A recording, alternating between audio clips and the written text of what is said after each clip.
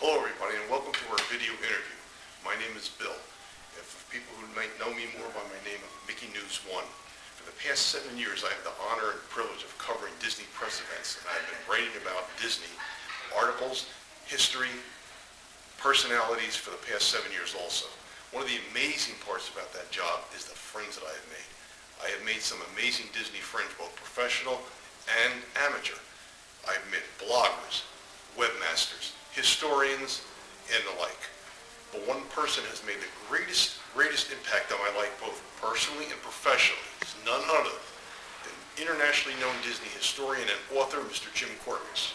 Jim, welcome. Well, thank you, Bill. That's very kind of you, and thank you to all of those who have tuned in. We're here at the Carrollwood Pacific Room at the Wilderness Lodge Villas, and it really captures that spirit of Walt. So Bill and I thought this would be a great place to talk about Disney history, and unfortunately about Disney history that's being lost. Yes, Disney history that you don't read about in a library or you don't Google, because these are the bits of Disney history that has been spoken between cast members, spoken between Walt and his brother, spoken between Walt and the Imagineers, but it's never been written down. But yet these pieces of history and conversations are so much a part of what made the company and what Walt's legacy to us, and nobody seems to care about preserving this type of legacy. Well, Bill, you're absolutely right. And again, because the history of the Disney company has always been sort of an oral history, passed down by people who worked there. And of course, they were so busy doing all of these things, whether it was in animation or in the theme parks, that they often didn't have the time to write it down. And why should they? Because the people who had done it are working for the company. So they'd say, go talk to such and such. He worked on that. Right. He'll tell you. And many years ago, like you said, speak to Iworks. He's the one who designed that. But Iworks, unfortunately, like most of the major Disney luminaries, are gone with us. We're losing them day by day. And that's true. So nobody considered that people, yes, would retire or get older or pass away or would even forget, because there were so many things being done. How do you remember all of those little things you did 20 years ago or 30 years ago or 40 years ago? And unfortunately, it's still happening in the Disney company today with Walt Disney World. So many things that were done and so many decisions that were made were never recorded. And so now when people are taking a look, they don't understand why things are there or why things are being done the way they should be done. And I think that takes away a little of the richness of the experience of being at Disney, not knowing those things. Another thing, too, that seems pretty disturbing to me, I've noticed over this many years at Disney, it seems like the newer cast members, and don't get me wrong, I think the hardest workers in Disney company are the cast members. They bring Disney to the guests. They seem to be lacking in their knowledge of Disney history anymore. Years ago, it seemed like the ride attraction would know everything about his attraction, or the person running this or running that knew the history, knew the backstory. It seems like today they don't seem to notice as much as they used to. And there's a lot of different reasons for that. You're very perceptive, Bill, that you bring that up. And some of that comes from training. Training used to be much more extensive, but of course when there are budget cuts or you want to save money, the very first place you go is training. And so being trained at Walt Disney World used to be a week-long experience. Now it's down to 4 hours. It just seems that money is kind of taking over quality anymore. Too much counting the money and worrying about the profit line instead of enriching the history of Disney and bringing it to the guests. Absolutely. And again, you're right. It's a business decision because how do you justify that business expense? Who pays for that? There should be a centralized location that cast members could contact, to find out if something is right or something is wrong. I'm sure that many of you who have been to, for instance, Walt Disney World have heard stories from bus drivers or from boat captains. And these are well-meaning cast members, and sometimes they feel that, oh yes, this must be true because I heard this somewhere, but there's no place for them to check that out. And the problem is, a lot of it's erroneous. For example, Remember that one time we had that cast member tell us that story about Walt? Why don't you let everybody know about that? Give them an example. This was wonderful. Bill and I were at an event where 4 of the Mouseketeers were being honored, and we had a server who came up to us because they saw that Bill and I were doing, just like we're doing now, talking about Disney, talking about Disney history. And the cast member said, well, you know why Walt built in Orlando. And of course, knowing too much is a problem too, because my mind started racing about, well, it's because of the weather, it's because he could afford all of this land, it's because his parents were married nearby, so he was familiar. I-4 was close by. I-4 was close, all of these things. And this server was just shaking his head about, you know, how lame we were because we didn't know. And he said, Dick Nunes told me this himself, that Walt built here because he worked as a postman in Kissimmee. And that was not true at all. Walt worked briefly for about 2 or 3 months as a postman up in Kansas City before he went overseas in World War I, and his brother was a postman, actually out in the Oregon area and then California. But Walt was never a postman out here. But here's a cast member who had worked at Walt Disney World for 30 years, and I could see in his eyes, he firmly believed that that was the absolute truth. And I remember you looking at me saying, don't say nothing. Don't say a word. That's right, because sometimes there's no advantage in correcting all of that. The response is usually, well, what do you know? But again, what happens is other people, I'm sure, sitting at the table who heard that, went home and go, oh, well, a Disney cast member told me that, so that must be true. That's not always the case. And the wonderful thing about Disney history is we learn new things every single day about Walt and about... And this comes back to what I'm saying before. Cast members don't seem to even know the history of the Disney company itself. How many people really know that Walt had 3 other brothers? Well, you know, and how many people know that Walt had a sister? And one of the things, we're in the Carolwood Pacific room. I was over at the Magic Kingdom, and I was down on the first floor, and I was taking some notes for an article that I was writing, and one of the boards that they have up there list various trains that are leaving and arriving, and of course all of them reference Disney trains, either the names of some of the trains at Disneyland or even the old Fort Wilderness Railroad. But the very first one they had up there was the Carolwood Pacific. And a cast member came up to me and said, well, why are you writing this stuff down? They were very suspicious. And I said, well, I know that all of these trains refer to Disney trains, and I just wanted to get them written down so I could go back and check. And she said, well, what do you mean? I said, well, the Carolwood Pacific up there, that was Walt's miniature train in his backyard. And so she left, and then a minute later, she brought her supervisor, dressed in the white shirt, and they've got the headset, and they've got all of this, and I thought, oh my gosh, am I in trouble? And the cast member said, he knows what these trains are. And the supervisor said, really? And I said, well, yes. Well, the Carolwood Pacific. She said, yes, we've been wondering what that's all about. And I said, well, that was Walt's train in his backyard. It's his miniature train, and that helped inspire the idea of creating Disneyland.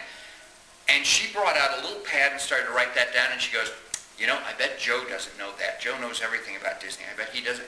And I thought, here's the person who is managing the Main Street train station and had no clue. It seems to be more prevalent now among the Disney cast members that they seem to know less and less about the history. And if you don't know the history of the company or the park you're working in, how are you going to transfer that to the guests and let them enjoy the backstories, the very rich stories that make Disney what it is? Disney is just a park you go to and enjoy it and go home. Disney is a story in itself. You're immersed in the story that Walt created. And if you don't have the people working there to convey that story to you or not know about it, how are you going to be involved in it? And again, it comes down to money. As I said, in the past, training was much more extensive. Training was more extensive in the individual locations as well, telling the stories of the individual locations. Disney University used to have a library. That's closed now. Disney University used to have presentations that they gave. I did over 250 different presentations for Disney University. Those haven't existed in over 3 to 4 years now. And so there's no place for cast members to get this information. Again, sometimes they go to the internet, but as you know, the internet cannot be always reliable.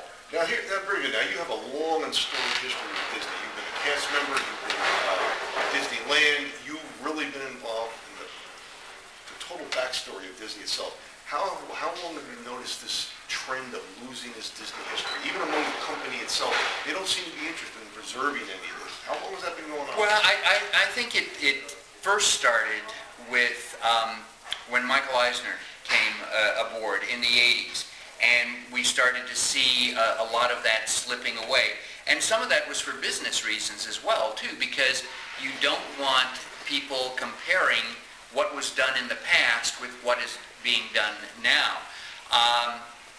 I know a writer who just wrote about the new Disney Springs that's coming up, and mentioned that it was on the site of the former Pleasure Island, and he was told to remove that from the article because they didn't want readers to start thinking about Pleasure Island and oh, how much fun that was and how many things were there, and I wish they would bring some. They want people to forget that what is happening now is the best thing ever. Forget about the Mr. Toad ride. Forget about 20,000 Leagues Under the Sea. Forget about Horizons. And that's so totally wrong because you can't sanitize history. Now, you know for a fact, the old Mickey Mouse shorts, when they first came out, of course the content in those was a little risque today or not appropriate today. The way some of the cartoons portrayed Orientals or blacks, it was a stereotype in those days, but that's the way it was in the 30s, in the early 20s. That's the way it was. You can't change history. And it seems like Disney's trying to sanitize history and make believe it never happened. Or just, yes, exactly, erase history. Exactly. If we don't talk about it, if we don't mention it, if we don't, and in fact, that's one of the reasons that I wrote my recent book, Who's Afraid of the Song of the South? Because Disney doesn't want to admit that this film even exists, even though there's a major attraction at the Disney theme park, Splash Mountain, that is based on this. And yet we've got a generation, actually 2 generations, who have never been able to see the film. And yet we've seen the film, and I have found a wonderful film. I don't see anything in that film derogatory in any way, because, again, it comes back to Disney trying to sanitize history. You can't change the way people thought in the antebellum South in the 1870s and 1860s. That's the way it was. Trying to change it is a disservice to people and is a disservice to history. Well, what is an even greater disservice is the fact that since people haven't seen the film, they make things up. Well, it must be tremendously terrible if Disney won't allow it. It must have this and it must have that, and it doesn't. And so one of the reasons I wrote this book was just to record the facts. This is why the film was made. This is why certain choices were made in the film. This is what is in the film. This is what is not in the film. Now you can make your own decision as to what's going on. And that's happened with many things in the Disney company. Exactly. And the fact that a book like this coming out is what this world needs, as people just to talk and say the facts. Don't sugarcoat anything, don't invent anything, don't add or subtract. Just say the way it was. Make your own decisions whether it was bad or good. Well, and again, the Disney company really, and again, I think this started in the Eisner era, doesn't want to be embarrassed, doesn't want to admit that they've made a mistake, that they've done something wrong, and they don't realize that Walt made a lot of mistakes. He made a lot more successes than he made mistakes. That's what we remember. But Walt was a risk taker. He took risks. And when you take a risk, sometimes what's going to happen is you're going to fail. That risk isn't The going to pay biggest risk off. he took was the whole company was riding on Snow White and the Seven Dwarfs. His own brother Roy and his wife Lillian were telling him he was foolish, that no one's going to listen or watch a 90-minute cartoon feature. But what happened? Walt stuck to his guns. He didn't want to hear anything. He just continued to make it and was one of the biggest successes. And that caused him to build this huge studio. Oh, yes, in fact, Snow White, the very first year it was released, and this was during the Great Depression, where people really didn't have money, it made over $8 million in 1 year. And that's with movie prices 10 or 15 cents, maybe at the high side of a quarter. Right. So think about how many people had to see that movie to make that kind of money. I know, and so, he took a risk with Disneyland. Why are you doing an amusement park? They're dirty and they're filthy and all, and yet he transformed, how amusement enterprises are done today. And so, you take those chances and do that. Some of the chances that he wanted to take didn't pay off. One of the things, right now, Oz the Great and Powerful has been released for a while. Walt Disney owned the rights to all the Oz books, and he was going to have an attraction at the end of the Storybook Land Canal ride out in Disneyland. He felt it just ended. It really needed a big finale. So there was going to be a big rock candy mountain, and inside were going to be scenes from the Oz books. But the big rock candy mountain, and they made models of it and all of that, and John Hench looked and said, that's too much dessert. I think people are going to feel a little sick about that. And so, wasn't used. And you bring about the Frank Baum books. It's a shame that Disney couldn't acquire the rights to the original 1939 movie, The Wizard of Oz with Judy Garland, because of the copyright. They were not even allowed to use the same color of the witch's skin. They couldn't even use the mole on her chin because of the copyright. And it's only one movie, even though Frank wrote all those different Oz books. Well, and again, that's true. The 39 film has what is called proprietary property that you can't use. So when Disney made Return to Oz, they wanted to use the ruby slippers, and they had to pay a fortune to use those in the film, because in the Baum books, the slippers are silver. They're not ruby. The 39 film, since it was done in Technicolor, they felt, this is Technicolor, we want to make use of all of those colors. But yes, the Oz film does have some winks and nudges to the 39 film, but I'm sure the Disney lawyers were there every minute, okay, is that too close to that? Is that, It's a shame that the country has become so litigious over the years that every little tiny aspect is so scrutinized, it kind of sanitizes the film in a way. Yes. But, it is what it is. In fact, Bill and I were talking a little earlier about how the world has changed. When Disneyland opened, it was a family experience, but in those days a family included a father, a mother, and a son and a daughter, and usually a dog. That's about it. That's the family. Father Today, worked, the mother stayed home, cooked 3 square meals a day. The family went out once or twice, maybe a year, to go out to dinner. But what Walt envisioned his park was for the family unit of the 1950s. Today, the world has changed so dramatically. You don't have just families with children. You have couples, you have partners, you have people with children who just want to come down to Disney for a week just to get away from everything and peace and quiet. And yet, Disney today seems to forget that these couples or adults are also part of the scheme, and they need to have areas for themselves, places to go. You remember when they had, when they were in Victoria and Albert's, where they only you have to be 18 and older to get on the big hoop-de-doo over that. Well, what's wrong with that? There's 99 more, now there's over 100 restaurants in Disney. What would it take to make 1 or 2 restaurants in the parks, adults only, after a certain time?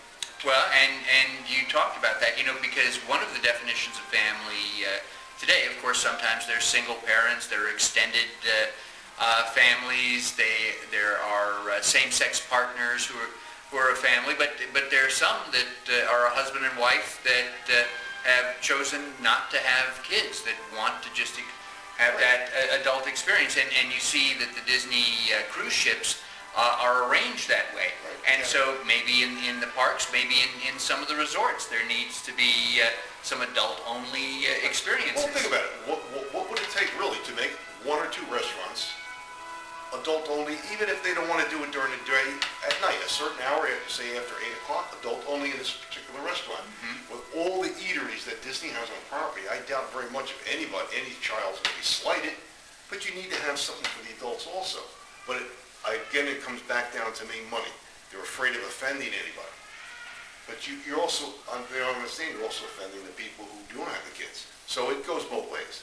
I know, it's tough, and a lot of times people forget that Disney is a business, and even if it's show business, the business has to be healthy in order for the show to go on.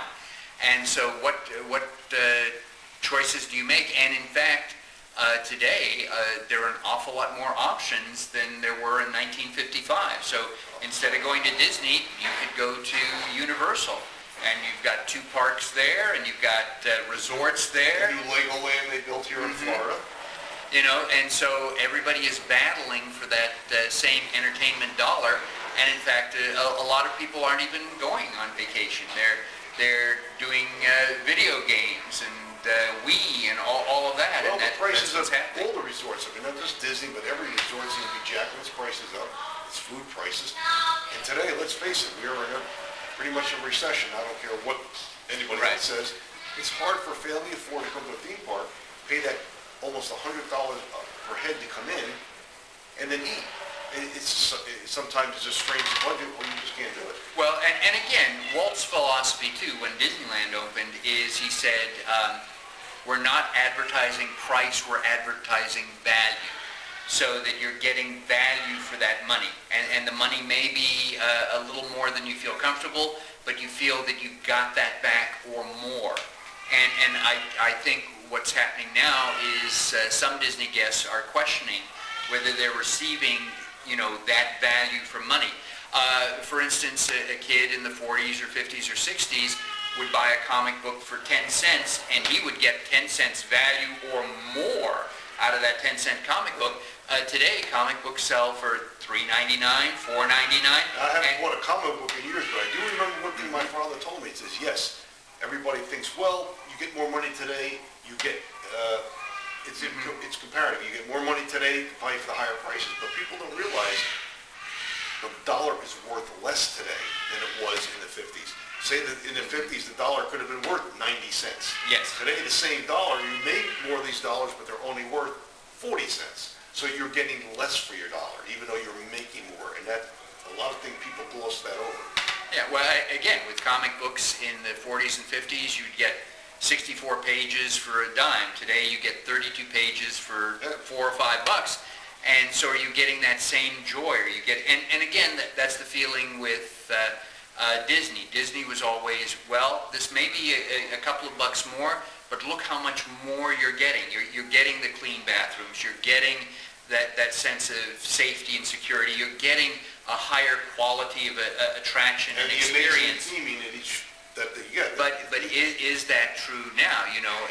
Again, I think Disney has fallen victim to something that a lot of restaurants do. My grandfather actually ran a little diner in New York, and one of the things he told my dad passed it down to me, he said, as soon as your diner gets successful, he says, some salesman is going to come through and say, in those ketchup bottles, if you just put in a drop of water, because you've got so many ketchup bottles there, you'll save X amount of money and nobody will notice. But as soon as you put in that one drop of water, in a couple of months you're going to think, well, nobody noticed that, I'll put in 2 drops of water, or I'll put in 3 drops. Like a snowball. And eventually it gets watered down, and it happens so slowly that people don't notice it, but they do sense that, well, this seems different than what it was. Yeah. And I think that's one of the things that we see on an awful lot of websites now is people saying, well, this isn't quite the way that I remembered it in, 1970 or 1980 or whatever. There seems to be something missing.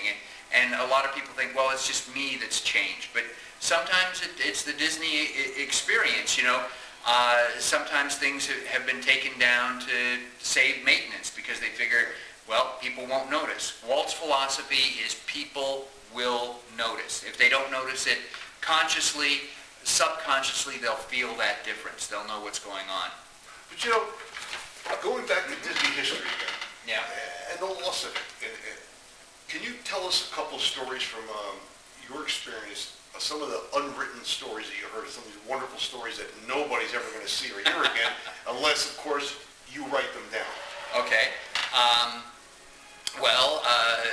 One of the stories that we discovered at Olivia's, which is a restaurant there at Old Key West for the Disney Vacation Club, is that Olivia was supposed to be a real person, and people just loved her cooking and kept begging her to open a restaurant, but she didn't have the money to do that, and she was afraid that it wouldn't be successful. So she opened her kitchen, and she had this one big table, and so people could come and eat, but because she didn't have a lot of money, sometimes people had to bring their own chairs, had to bring their own silverware, had to bring their own plates, and from there it grew. And so if you go to Olivia's today, you will notice, and most people again don't, is that the chairs are different. The backs of the chairs are different. Silverware is different. Plates are different. Up on the shelves, there are different plates because people brought their plates and thought, well, instead of just taking this home and bringing it back the next time I come, I'll just leave it here so that I'll have it. And then right next door to it was the gurgling suitcase bar. And that's because people, especially during Prohibition, would go down to the Florida Keys to buy rum, to buy liquor, and they would put these bottles in their suitcase to smuggle them back. And so what would happen is government officials would grab a suitcase and shake it to see if it made that gurgling noise, and how wonderful that is. And again, for those people who don't know this, this doesn't affect the fact that, my gosh, Olivia has wonderful food, a wonderful experience. But for those who do, it just enhances it. It takes it up to another level. Back to Disney history again. How the Disney company has, everything in Disney has a story. Tower of Terror. It's just amazing the backstories.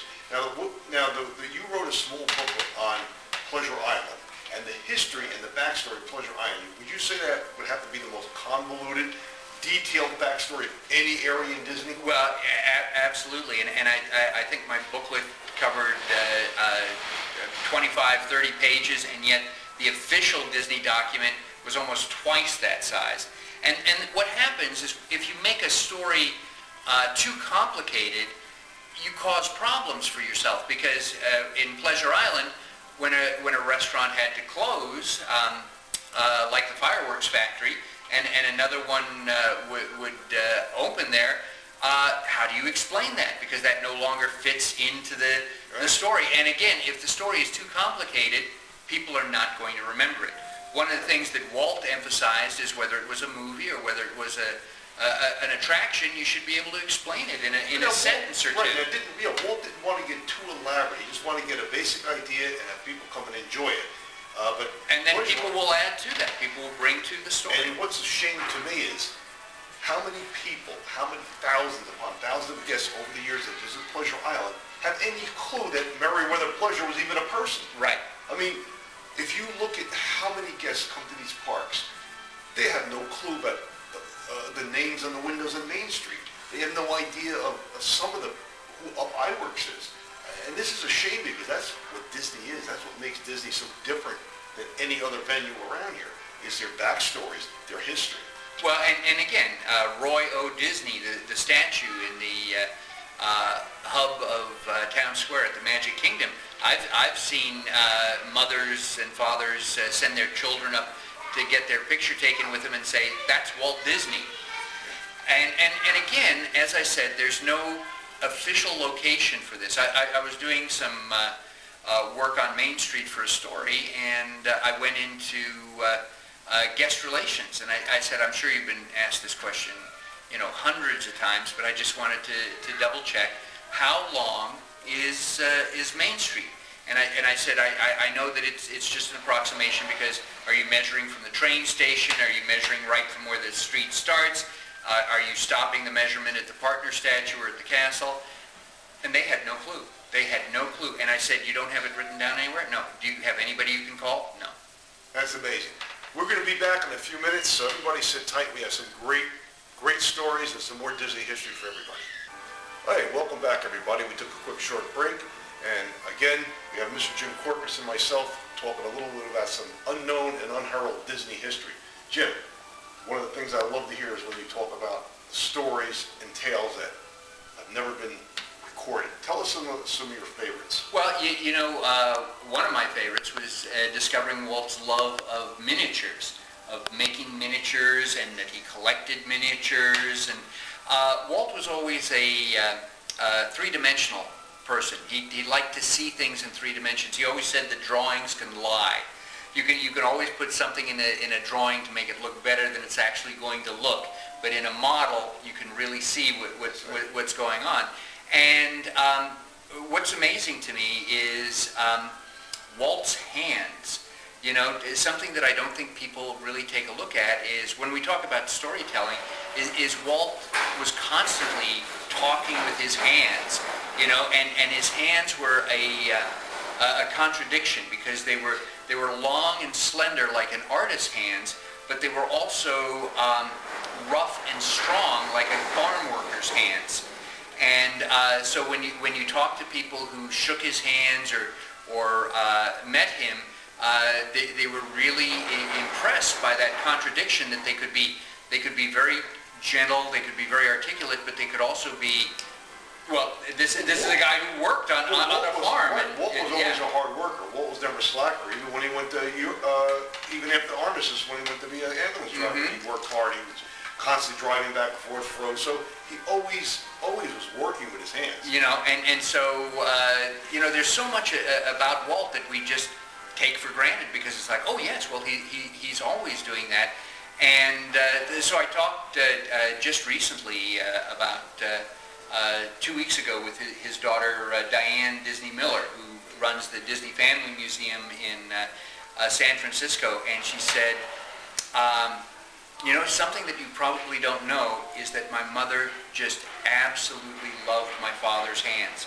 I said, oh, well, that's very sweet. She says, no, she really loved the hands. What happened is, before his death, Walt arranged for a professional photographer to take a series of photos of just his hands to give to Lillian. And Diane says, I'm glad you brought it up, because I'm sure we have it in one of our collections. I'm gonna have our interns go back and go through the files and pull those out, because those would be a wonderful thing to show. She said, because they were very expressive, but they were also, they could be very gentle. Like when he would take a child's hand in both of his big hands, and it was just so gentle and so comforting.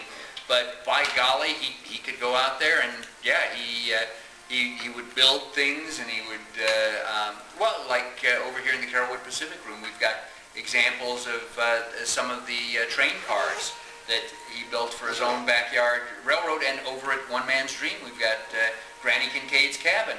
Now, a lot of people don't realize that Walt never really had formal education in mechanics or science, but yet he was a model builder. He was very good mechanically. He was a big help in the Imagineering department, because he had a hands-on lifestyle, so to speak. He could actually build. He built a few of his own cars, if I'm not mistaken. Absolutely. And again, you bring that up. Walt barely had 1 year of high school before he went overseas to France, and then when he came back, he never finished school, never went to college, and yet he got so many honorary degrees. In 1938, which is the year that Snow White was so popular, he got 3 honorary degrees. He was going to get 2 or 3 more, and he just said, no, this is more than enough. But he got a doctorate, not a doctorate. He got masters. He got Masters of Arts from USC and from Yale and from Harvard.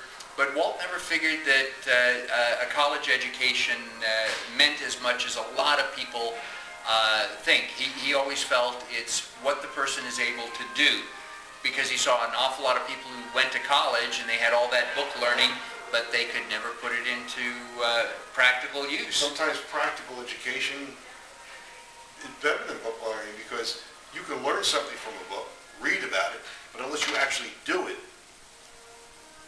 you can have all the education in the world, but if you actually build something a few times, you're going to have a lot more knowledge about the subject than someone just reading about it. Well, Walt's a perfect example of self-education. You know, he loved reading books on all subjects. He loved asking questions. I remember Wernher von Braun, who was the big rocket scientist and became the head of NASA, when they landed on the moon, they said, "Well, Dr. von Braun, that's incredible. You know, you're such a genius that, you know, you were able to achieve this. You know, so who is the smartest person, you know, that you ever met?" And he says, "Walt Disney." And they go, "No, yes, the inventor of Mickey Mouse. That's very clever. It's a joke for the new." No, he says, no, it was Walt Disney. He says, when I was working for the Disney company, because he worked on those three Tomorrowland space shows. He says, what would happen is, because Walt didn't have a formal education, he forced me to have to explain things in terms that he could understand. And so it really helped me to focus on what was going on. I couldn't hide behind language. I couldn't hide behind any of this. I had to do this, to make this simple. And Wernher von Braun, of course, the inspiration for Ludwig von Drake. That's right. On there. And then Lillian, Walt's widow, said, I didn't like traveling with Walt, because Walt, before we'd travel, would read up on all of these places. So we'd go to these places and we'd have tour guides, and if the tour guide left something out, Walt would go, "Well, isn't it true that that castle was actually used in this battle for the..." And so he knew more about what the tour guides knew about when he went. Well, it seems like Walt just embraced education and information. Yes. And he utilized that to the fullest extent, everything he did. Well, yeah, you see on TV that massive library in his office, and that was just the tip of the iceberg. When he went to Europe in '35, he brought back hundreds of books, and that was the start of the Disney Studio Library. What about when Walt did the True Life Adventures? That always amazed me when he did it with the penguins. Mm-hmm. He sent the couple up there for over a year to take the videos. Mullats, yes. Right. Videos and pictures of everything up there in the north. And when he came back there, he was enamored just by the penguins itself. He said, "Let's do something on the penguins." And what does everybody say? The distractors? It'll never cut. It'll never fly. And yet it became one of the world's most successful true life adventures. Well, you know, Walt was a very complicated man, had many interests, and one of them was the environment. You know, you think of Walt as, especially later in life, you know, highly conservative, and yet he firmly believed we really need to go out there and aggressively protect that environment. He thought even in the 40s that all of that was being lost. So yes, he hired a husband and wife who ran a photo shop up in Alaska to just go out and film everything they could about Alaska, and just send that raw footage. And you're right, he took a look and he felt that it was the animals in Alaska that were just so interesting and could tell that story. And so he said, well, shoot more film on just, you know, the animals up there, the seals, all of these. And so he got back, you know, over 5 times the amount of film that he really needed to, and edited it down to a short subject. And you're right, in those days, RKO was distributing the films, and they said, we're not going to distribute this. You know, when people hear Disney, they think about Mickey Mouse, animation, all of this. Nobody's going to watch all of these. And so Walt had a friend who ran a theater in Pasadena, which again was close to Burbank and Glendale there. And they ran Seal Island for a week, got tremendous reviews, whatever, and in fact it won an Academy Award as short subject. And the very next day, Walt called his brother Roy into the office and gave him the Oscar and said, take this over to RKO and hit him over the head with this. Yeah, yeah. And guys, and again, it just shows how Walt's persistence and his persistence to stick to an idea and not let it go. Because I know it's going to work, it's going to work. And no one will tell me any different. And that's why I believe the company advanced so much, because Walt's insistence on sticking to an idea that he knew would work, and usually in the long run he was proven right. Just look at the company now. Yes, well, he really was a visionary, you know, and again, where are you going to find it? Over the years, I've heard so many other people describe it as, well, they're going to be the next Walt Disney. Steve Jobs is going to be the next Walt Disney. Jim Henson's going to be. Walt Disney was one of a kind. No, I don't think he'll ever be. Well, let's face it, I would have to say in the whole history of mankind, he has to be one of the top men for visionaries and innovation. I mean, he's a storyteller. He was just an amazing person. Look what he accomplished. And that goes back again to these stories and the tales that have never been written down or are just lost. And it seems to me like the Disney company doesn't care. It's like they sit there and they destroy so many artifacts from Disney history because they don't want to store it, or they don't want to. I mean, all right, we have Dave Smith, of course, taking care of the archives, but the archives and history are two different things. Well, and again, too, the archives, a lot of people forget, have a limited budget and have a limited storage space. You know, when Dave Smith started the archives in 1970. You know, he was given Walt's office, right. and so that was the archives, and he was going out and trying to dig things up. And now it's expanded so that there's a lot of stuff in storage spaces off Disney property that have those files. So if you go to the archives and say, oh yes, I want to learn about such and such, sometimes you have to give them a week of that. So that's exciting. Hopefully they'll learn from this discussion here. Could be. But again, there's limited space, and all of that costs money, and who's going to pay for that? You know, who's going to pay for that when that happens? Well, that's the whole problem. But the history of the company is so important. It seems the company's just letting it go by.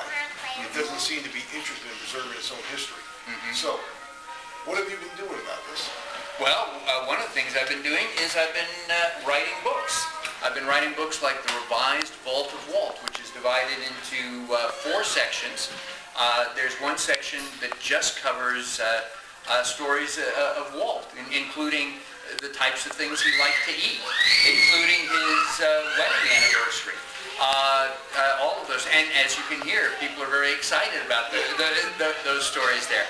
And then there's stories about animation, there's stories about the theme parks, and then there's stories about all sorts of miscellaneous things. Because all these stories that are in this book, not all of the stories, but a lot of stories. Almost all of the stories, a majority of the stories, but most of these stories are the untold, unwritten. You can't read about this in the library. No, you can't go to Google these. No, and again, one of the reasons for that is the Disney history is so rich that you usually have a limited amount of space, and so if you're going to talk about Disney history, you might talk about Steamboat Willie, you might talk about Snow White, you might talk about Disneyland, but there's so many other things that happened in between those, and Walt did things, as I said, was interested in so many different things, visited many places, did a lot of different things, and so many of those are included in here. Actually, I'm working on a second volume of additional stories to come out later this year. This book, The Revised Vault of Walt, has an introduction by Diane Disney Miller. And I was very flattered because basically what Diane said was, my gosh, you revealed things about my dad that I never knew, because she only knew her dad at home, didn't know her dad at work and some of his interactions, some of the things he was interested in. And so that was very flattering. So she wrote a foreword for the book. She doesn't write a lot of forewords, but she said that. So And here's the story of how, the FBI was investigating Walt. And those horrible stories of Walt was an anti-Semite and everything else. Which of course, it was never true. And again, that's one of the things that I wish Disney was more aggressive about in terms of presenting its history these days, because there's so many false notions. There's so many misperceptions that are out there. Walt is frozen. None of this is true. It should be cleared up. Now, a book like this should be on every Disney Files desk. Absolutely. It should be on. In fact, you should buy 2 or 3 of these. But one thing about these stories that I love is that you can pick any part in the book to start. It's not like a long story. There's little sections which make reading so much more interesting. And some of these stories are just amazing. I need to ask you this question. How do you remember all this stuff? I don't have a girlfriend and I don't have a life. That's about it.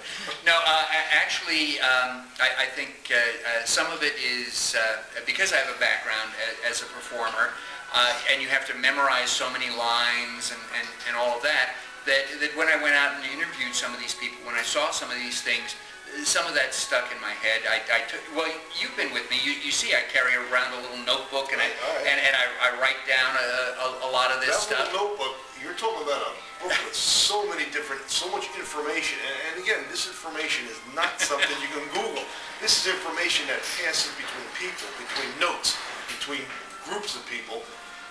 And it's all here in this book. And you never know when you're going to find this stuff. And then, of course, as you get older, you become history. And so the fact I was there when Animal Kingdom opened, there are people who are born, who were born after Animal Kingdom opened, and yet they're coming to the Disney parks to enjoy it. So suddenly my life has become nostalgia. My life has become history. Now, very important. These 2 books yes. are really, really very important. We have Who's Afraid of the Song of the South, and we have the revised Walt of Walt. Now, these 2 books really tell the story of what Walt Disney was and what the company is about. Where can we get this? We can get this at Amazon. We can get this at Barnes & Noble. We can get this at the Disney Family Museum. But I think most people will probably go to Amazon, and right now these are heavily discounted at Amazon. So this is a nice way for you to add to your Disney library. And as you pointed out, yes, I specifically wrote both books with very short chapters, because I know today people are very rushed. They have a short attention span, and so they can read it on a plane. They can read it while they're standing in line. Now, can you get this in PDF form also? Yes, and so it's available on Kindle, but it's also available on PDF, and so good to go. So there you go. If you are a Disney history lover or just a casual Disney interest person, these are the books to look at, because these are going to tell you something you'll never find anywhere on the internet, anywhere in a library. This is where you got to go. Have anything planned in the future? Yes, in fact, right now I'm writing the 2nd volume of Vault of Walt, so that should be out by the end of the year. There you Plus a secret book project.